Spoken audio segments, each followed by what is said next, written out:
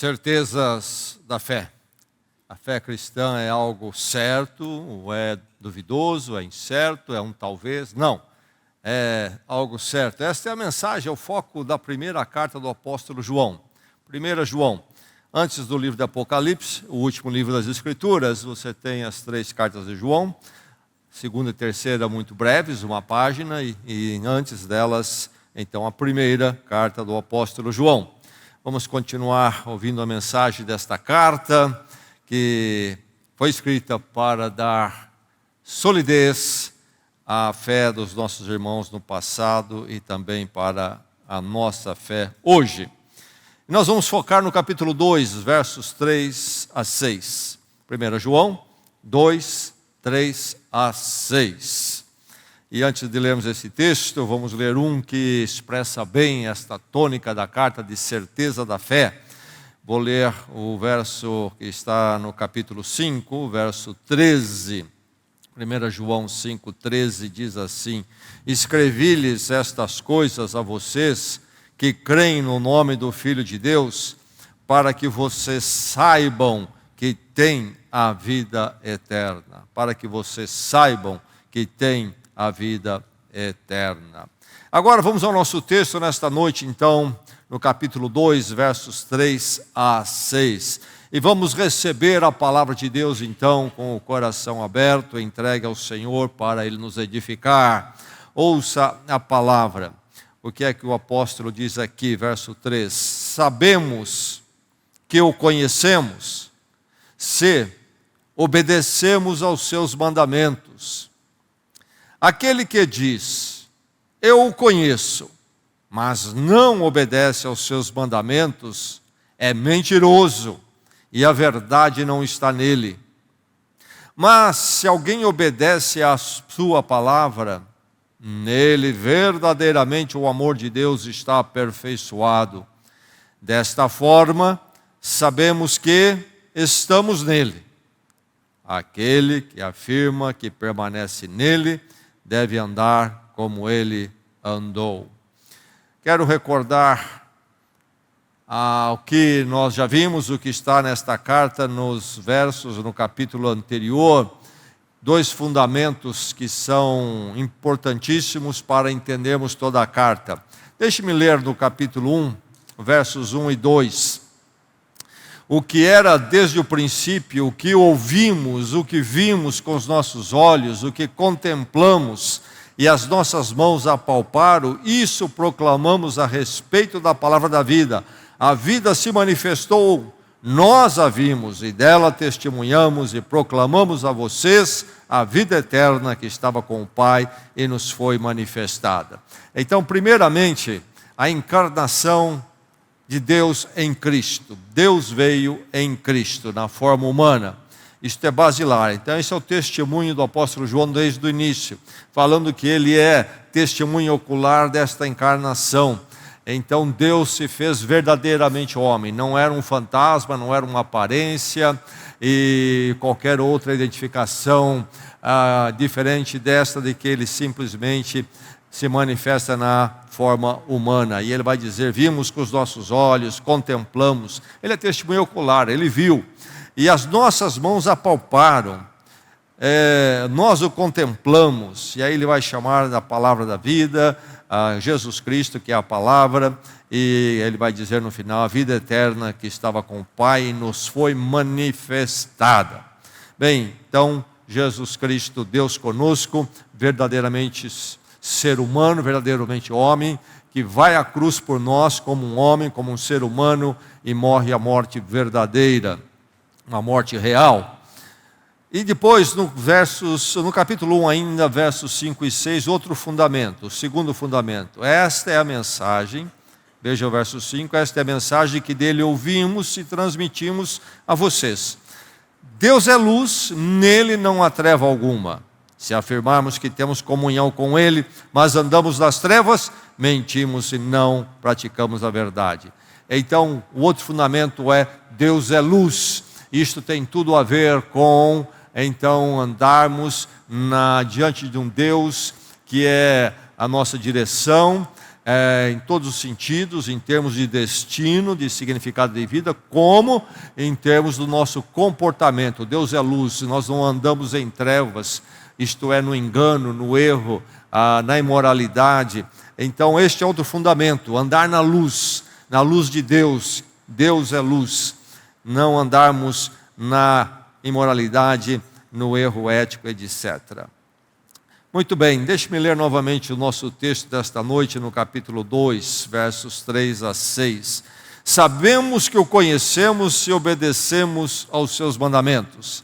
Aquele que diz, eu o conheço, mas não obedece aos seus mandamentos, é mentiroso e a verdade não está nele.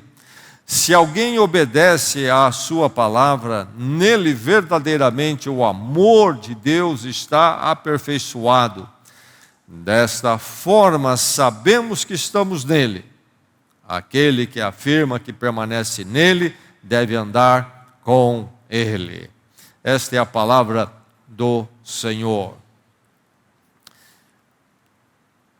A religião mórmon tem uma crença, um princípio de que você pode falar de que você está no caminho certo na fé ou na crença mórmon, se você teve um sentimento muito forte interior, que inclusive você sentiu em manifestações físicas do seu corpo.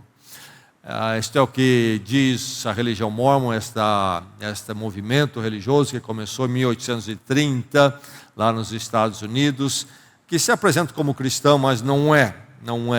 As suas doutrinas estão totalmente em desacordo com a verdade das Escrituras e do Evangelho. Mas, enfim, este entendimento deste sentir interior, experimentar uma reação no corpo, quem sabe, é algo dessa religião mórmon, mas não é exclusivo deles. Coisas semelhantes vão ser encontradas em muitas propostas religiosas por aí. E lá no tempo do apóstolo João e dos irmãos, então, que recebem esta carta, havia um movimento que falava muito em conhecimento, o conhecimento de Deus, o conhecimento que leva a Deus. Conhecimento no sentido, então, de um meio para se chegar a Deus e, então, ter esse conhecimento como a prova de que eu, então, cheguei a Deus, estou com Deus, etc. É um movimento que vai amadurecer mais tarde, aqui no tempo de João, ainda embrionário, está iniciando, passou a ser conhecido mais tarde como gnosticismo.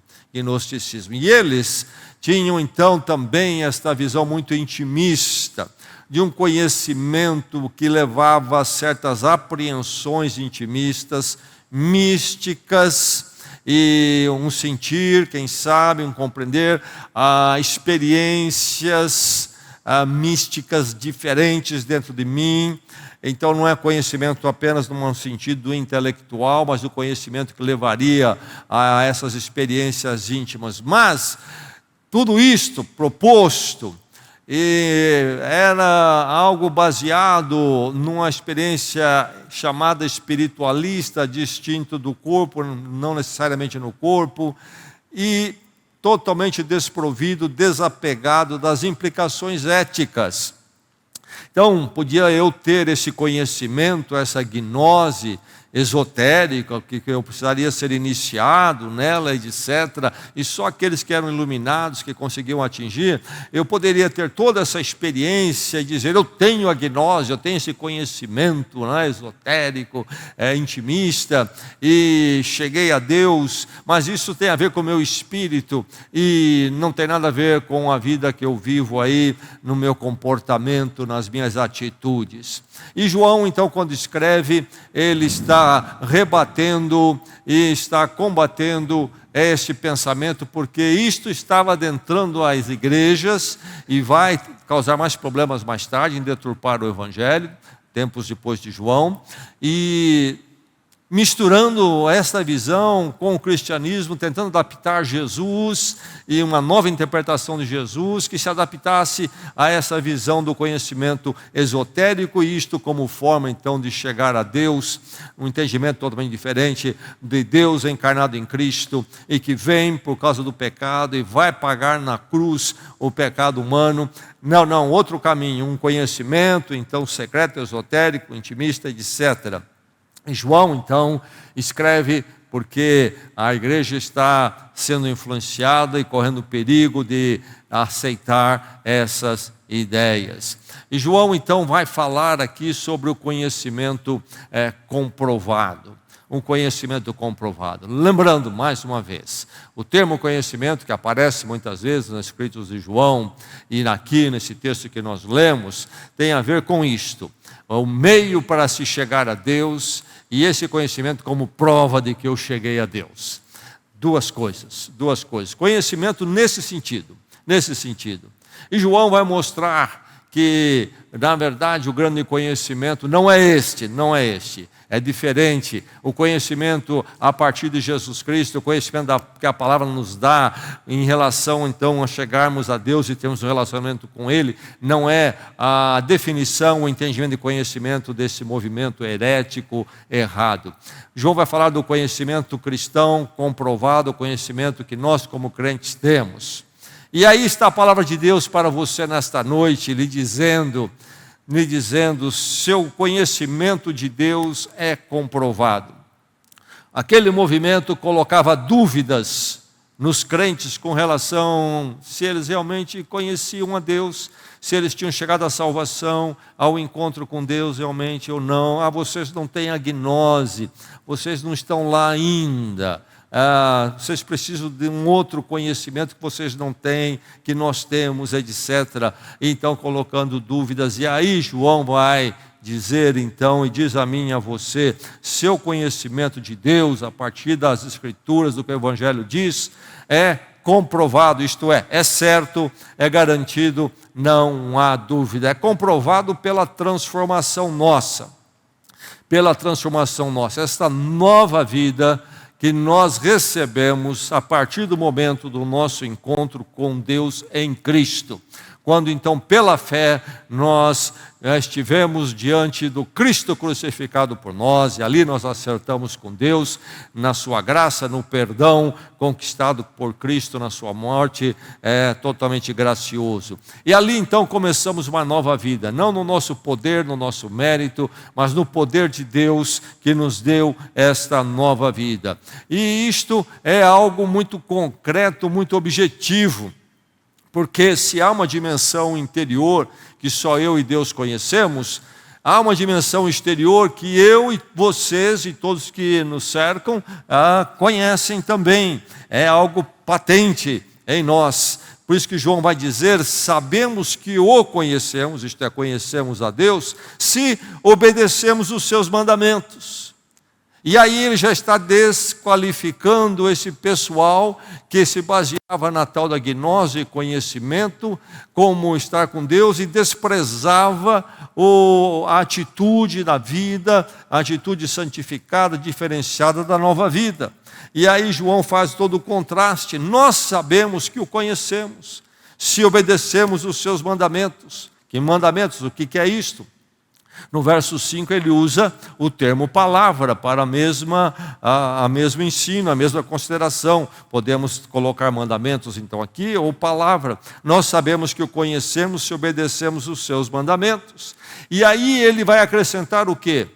Se alguém disser, eu o conheço, isto é, eu conheço Deus, e aí quem está falando aqui, ele está fazendo a voz de quem pertencia àquele movimento, não é? E ele disse, alguém diz, eu o conheço. Quer dizer, no sentido dessas pessoas, era conhecer esse conhecimento esotérico que me levava a Deus através de uma certa experiência espiritualista. Mas ele disse, se alguém diz, eu o conheço, mas não obedece os seus mandamentos, é mentiroso. E a verdade não está nele. João não mede palavras, ele vai direto. É mentiroso. E a verdade não está nele. Então, Então, você conhece a Deus, meu irmão, minha irmã. Este é que João está dizendo.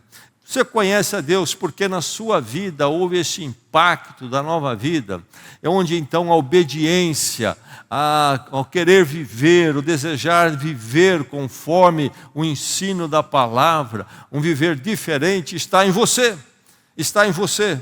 E é por aí, veja só que a fé cristã, se ela tem uma dimensão subjetiva, isto é, eu creio, isto é, está lá dentro, você não consegue saber e ver. Você pode ouvir minhas palavras, mas não vai poder ver a minha fé lá dentro. Mas ela tem sempre o lado objetivo.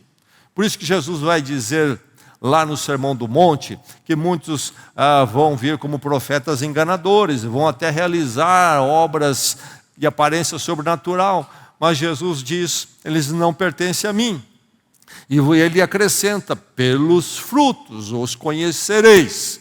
Então, a fé cristã não é uma questão só intimista, mas deve ser exteriorizada no meu comportamento, nas minhas palavras, nas minhas ações, refletindo que eu obedeço a palavra, realmente a nova vida está em mim. Falei da religião mórmon com esta ideia de uma experiência de sentir, um momento quando eu senti, isto então é a prova de que eu estou no caminho certo. Um perigo que há hoje no chamado mundo do evangelicalismo, ou se quisermos chamar esse mundo gospel que está por aí, e adentrando as igrejas, mesmo as igrejas já de uma linha histórica mais antiga, é uma forte ênfase sentimentalista. Uma forte ênfase sentimentalista. O culto todo é voltado para provocar uma experiência emocional nas pessoas. A música, o tipo de pregação. E as pessoas então vão para lá, vão para esses cultos, e acham que porque tiveram uma experiência emocional forte, estiveram na presença de Deus e são cristãos. Mas é interessante que nesse mundo gospel, nesse evangelicalismo com a forte influência no sentimentalismo, não se vê transformação em nova vida. É muito marcante isto. As pessoas ali viajando com a música e depois no comportamento fora, na conduta fora, ficam devendo. Onde está? Onde está a obediência aos mandamentos, à palavra, esta nova vida? Onde está? Temos que tomar cuidado. Alguns dizem, por exemplo, eu senti Deus. Você não vai encontrar nas Escrituras nada sobre sentir Deus. Sabia disto? Você vai encontrar nas Escrituras ouvir a voz de Deus na palavra. Você vai encontrar nas Escrituras obedecer a Deus na palavra. E você vai encontrar nas Escrituras o crer em Deus na palavra. Mas não sentir, eu senti Deus. Eu estava no culto, eu senti Deus. Então, a experiência totalmente emocionalista. Nós não somos contra emoções. Deus nos fez emocionais. Talvez uma verdade das Escrituras nos impacta. Talvez no seu dia de conversão você passou por uma experiência emocional. Você talvez até chorou, quem sabe. Quando você sentiu o quê? O seu pecado. Não Deus, mas que as Escrituras lhe apontou que você era pecador e aquilo pesou em você. E você ouviu das Escrituras que Deus o ama em Cristo. E ali então houve um choro. Então o choro é uma reação, não é a base, não é o fundamento. E nem é medida a conversão por quanto se chorou e alguns não choram, porque somos diferentes em nossa constituição emocional. Não é por aí. Não é por aí. E, aliás, muito culto, inclusive, desse mundo gospel, foi entregue às mulheres, e elas, então, produzem um culto bem feminista, e fica até esquisito para os homens cultuarem da forma que é feito nesses movimentos todos. Enfim, fique muito atento com essa ênfase da vida cristã no sentimento. O que há de nos sustentar é a palavra do Senhor. É o que ela diz, o conhecimento da palavra, não um conhecimento secreto, não chegar a uma experiência intimista, emocional, mas conhecer a verdade da palavra e viver por ela. Quando nós temos a fé na palavra, e é pela palavra, pelo conhecimento verdadeiro de Deus que a palavra nos dá, nós caminhamos estabilizados. Quando é emoção, quando é no sentimento, as pessoas sobem e as pessoas descem. As pessoas sobem e as pessoas descem. E depois de sair de um culto totalmente emocional, sentimentalista, e não realmente uma exposição da palavra de Deus, saem andando nas nuvens, 2 dias depois estão lá embaixo, precisam de outra dose de sentimentalismo religioso, para levantar outra vez. Cuidado com essa gangorra emocional que os sentimentos causam. Terrível, é horrível andar assim. E não é realmente o andar na fé em Jesus Cristo. Então, o nosso conhecimento de Deus, isto é, nós chegamos a Deus, e nós sabemos que estamos com Ele. Nós temos esse conhecimento, que é o verdadeiro conhecimento, por causa da nossa transformação em Cristo, que é concreta, objetiva. O nosso cultuar deve nos levar a uma vida diferente e cada vez mais diferente. Cuidado com a pregação, o culto motivacional, onde a cruz não passa nem de perto. Cristo crucificado, não se fala nisto. Não há a pregação clara de que o problema do ser humano não é sentir um pouquinho mais gostoso, não é sentir um pouquinho mais de fé, no sentido de uma experiência intimista, mas é arrependimento, é acertar-se com Deus. O ser humano tem o problema do pecado, da culpa, e isto é, ele está transtornado até que ele então se reencontre com Deus em arrependimento, quebrantamento e entrega. Mas isto é necessário ser feito através do Cristo e Cristo crucificado. Eu fico assustado de ver, mesmo em pregadores da linha mais histórica do pensamento, da corrente eclesiológica mais histórica, simplesmente passarem por cima da cruz de Cristo crucificado nos seus sermões. De vez em quando alguém me manda uma pregação para eu ouvir. Eu normalmente não acesso, mas quando me mandam, às vezes querem que eu me dê uma palavra sobre aquilo, eu sou obrigado a ouvir. E eu fico impressionado de ver a ausência da cruz. Não se menciona. São temáticos, temas palpitantes, mas sem Jesus Cristo. Deixe-me dizer que sem o Cristo crucificado, o arrependimento, não há vida nova e solução para o ser humano. Não adianta ficar cutucando, amaciando, ajeitando daqui e de lá, facetas da vida. É preciso ir ao cerne e temos que sempre sermos confrontados com Cristo crucificado. Mas enfim, se nós fomos, então passamos pela transformação. E isto está em nós, no sentido muito objetivo. Eu sei que Cristo me transformou. Eu sei que Cristo mudou a minha vida. Eu sei como eu era, eu sei como eu sou hoje. Cristo fez toda a diferença. A história da humanidade se convencionou dividir entre os anos antes de Cristo e os anos depois de Cristo. Na minha vida também há esse ponto. Antes de Cristo e depois de Cristo. A transformação que Ele fez é marcante. E não há como negar. Antigamente, quando havia os carroções puxados por bois, 4 bois, havia um homem que dirigia um desses, isso era um equivalente do caminhão hoje. E para fazer os bois andarem, ele tinha uma vara e ele descia a vara nos bois. Os bois começavam devagarzinho a andar, depois de algumas pancadas. Um dia, e esse homem fazia isto, e dizia os seus palavrões também. Um dia ele se converteu, e alguém perguntou a ele, como é que você pode provar que você se converteu? Ele disse, olha, uma prova muito clara, é quando eu sento no carroção, os bois olham para trás esperando as chicotadas e o palavrão. E não vêm, eles ficam sem saber o que fazer. Não sei qual seria a sua marca, mas nós que estamos em obediência aos mandamentos, moldados pela palavra, nós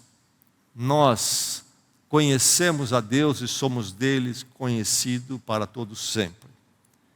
E não há nenhum segredo que precisam me contar que eu nunca ouvi antes. Por aí estão as gnoses gospels com essas coisas. os segredinhos, as formulazinhas. Não preciso de nada disso.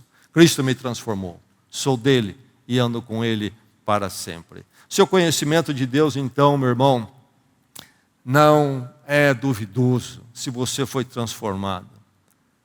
Não é duvidoso, não é incerto. Cuidado para que ninguém coloque dúvida em você sobre a sua vida com Deus em Cristo. Mas não somente a transformação, mas é comprovado também pelo chamado aperfeiçoamento. Se alguém obedece à sua palavra, diz João, nele verdadeiramente o amor de Deus está aperfeiçoado. Se alguém obedece à sua palavra, nele verdadeiramente o amor de Deus está aperfeiçoado. Sim, esse aperfeiçoamento. Mas o que é esse aperfeiçoamento? Antes de mais nada, não quer dizer perfeccionismo espiritual. Isto é, atingimos aquele padrão total, pleno de perfeição. Pelo contrário, se você esteve aqui na quarta-feira passada, vou recordar, ou se não esteve, eu recordo para você, o verso 1 do capítulo 2, desse capítulo mesmo. O que ele diz no verso 1? Meus filhinhos, escrevo-vos estas coisas para que vocês não pequem. Escrevo-lhes estas coisas para que vocês não pequem. Se, porém, alguém pecar, temos um intercessor junto ao Pai, Jesus Cristo, o justo. Temos um advogado, um defensor, esta é a ideia do termo aqui, intercessor. Nós temos alguém por nós diante de Deus, se pecarmos. Nós, então, não somos mais como éramos antes, quando o pecar, o viver fora da vontade de Deus, em atos, práticas, pensamentos, era algo para nós, era o jeito natural, era o jeito de levar a vida. Até que Cristo nos transformou. E então, a partir daí, o pecado não é mais nosso estilo de vida, mas ele aparece pontualmente, sim. Sim, nos assedia todo momento e aparece pontualmente. É isso que João está dizendo. Escrevo para que vocês não pequem. E essa é a luta do crente, ele não quer pecar. Porque o pecado para ele é totalmente contrário ao que ele é agora em Cristo. Mas se na sua fraqueza pecar, ele tem um intercessor. Então, aí está a ideia de João de que nós não somos perfeitos em Cristo agora. Há um trabalhar de Deus em nós. Esta é a ideia do aperfeiçoamento aqui, que João está falando. Então ele diz, nele verdadeiramente, isto é, naquele que obedece à palavra, nele verdadeiramente o amor de Deus está aperfeiçoado. E o que quer dizer então o amor de Deus aí? Os linguistas, intérpretes, lutam com isto no grego antigo. Está chamado caso genitivo, e pode ter duas ideias aqui. Pode ser o amor que eu tenho para com Deus, ou o amor de Deus para comigo. E há um debate, mas na verdade, o caminho que se toma sempre é que aqui se trata dos dois amores. O amor de Deus por mim, e então o meu amor para com Deus.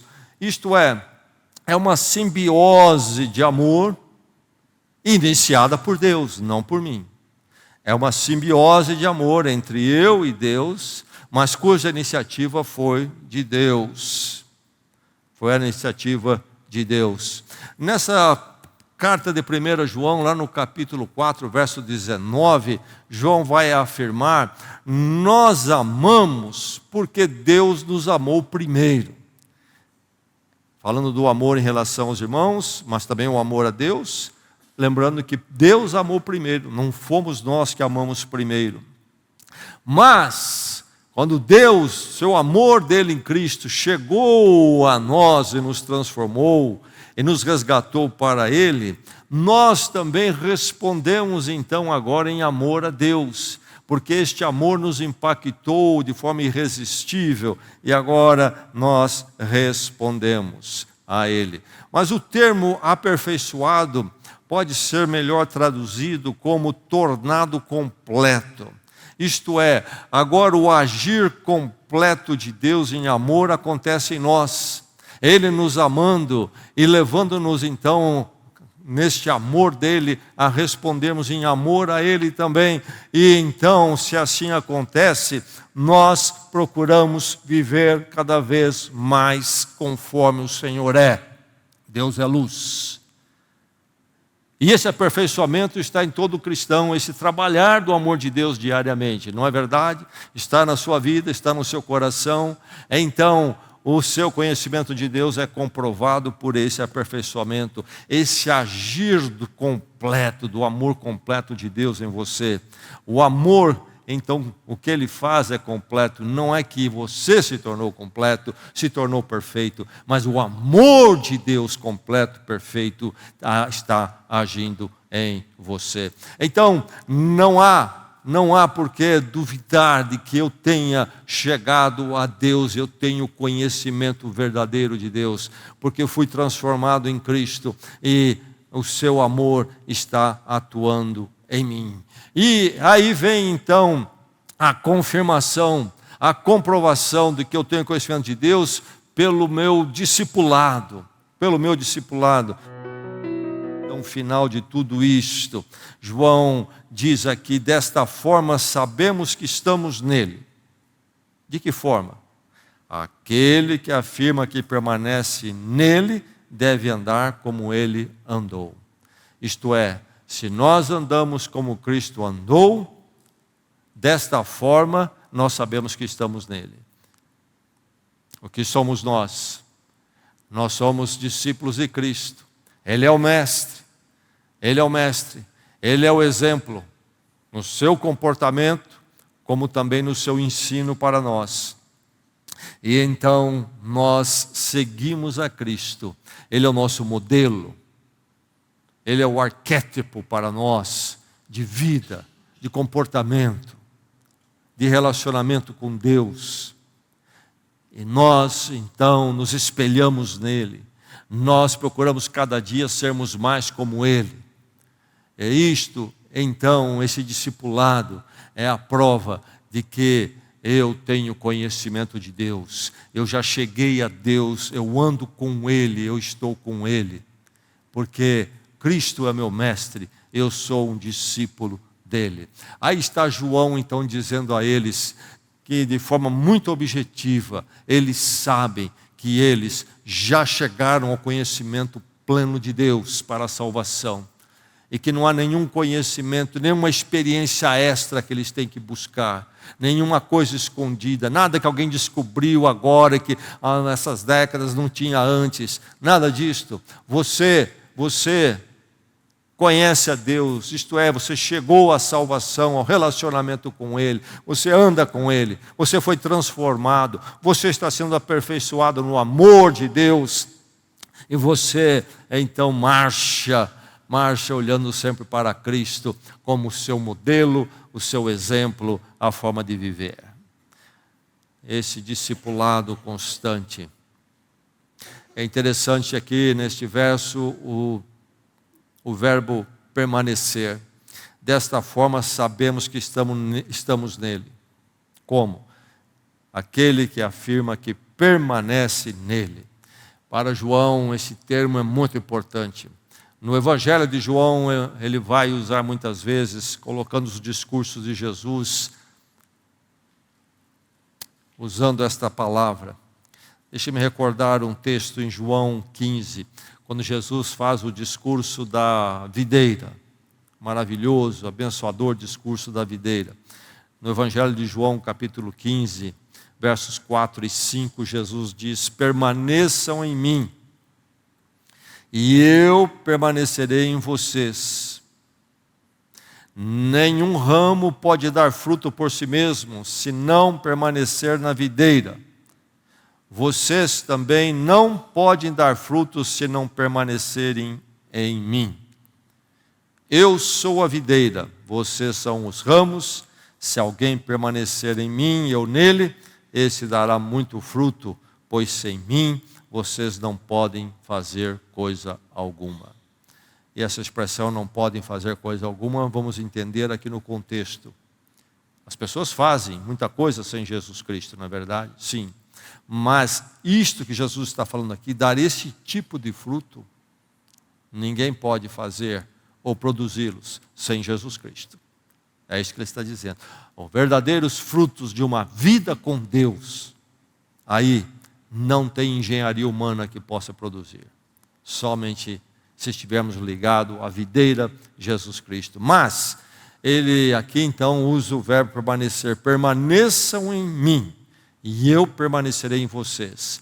E ele vai se apresentar como uma figura da videira, e nós como os ramos dessa videira.